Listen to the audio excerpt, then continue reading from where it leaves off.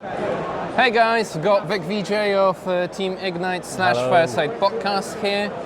Vik, why is it that for the second year in a row you're playing an army that substitutes dice instead of rolling them like an honest person? What's up with that? Not just substitutes dice, also I've got 2 pieces of indirect fire. Last year I brought 3 Night Spitters with Eldar. That's rude. So 2 Exorcists. I was about to run 3 Exorcists, but I have to improve my image, so...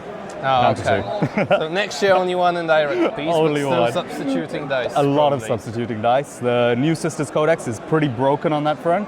There's a lot of 6s, lots of subbing in dice, and it's got a lot more freedom than the Eldar Codex, I think. So it's a very strong mechanic. Questionable whether it's fair. Not sure, but it feels good at the moment. Sure it is for you. It's good on my end. Yeah, I'll ask your opponents about that. Yeah, sure. So, have you had a lot of practice before the event? Did you consider any other factions? Because we've not had a chance to speak about that. So obviously we all had the WTC. Prep was quite intense for the WTC, so I wanted to take a break from 40k. So my only practice games was 1 GT I went to.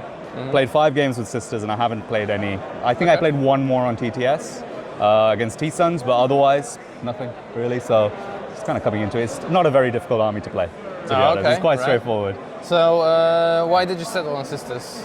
Well, I have a Sisters army. I've been using it since 8th edition. So I had all the models. I had to paint 1 Canoness, that's it. I do like the playstyle. The indirect fire, very fast moving pieces, high output shooting damage that you can focus in on an area. Suits my play style. Easy to pick up. I already had the models. I've had a lot of success with Sisters.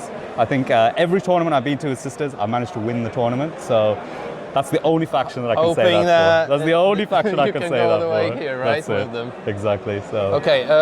What about your games so far? You're on 3-0, but what was the most difficult one that you've played? Yeah. Well, I've had a good run so far.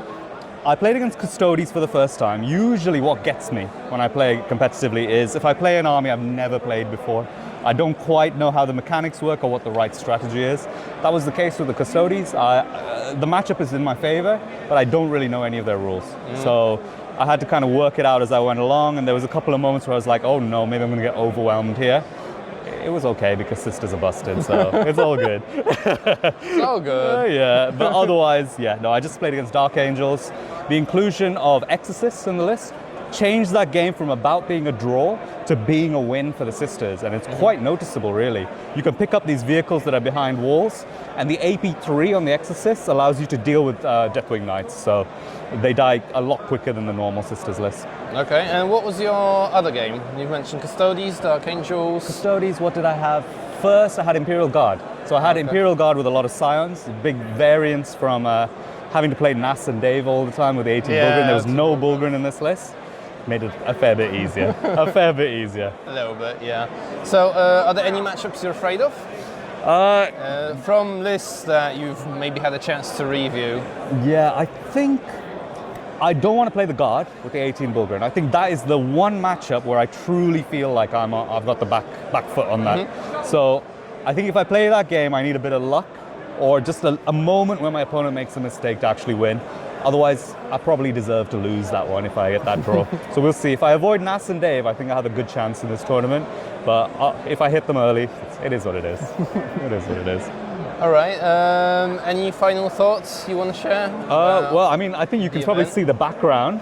It's a pretty insane tournament, and I always get such a good vibe when I come here. I think, you know, if people haven't been to the LGT, this is one that you should travel for. That would be my closing statement, okay. All right, that's a good one, and we didn't have to pay you for it. That's it. Very nice of you to advertise the LGT to our listeners. All right, thanks, Vik. Perfect. And good luck tomorrow. Take care, guys. Bye.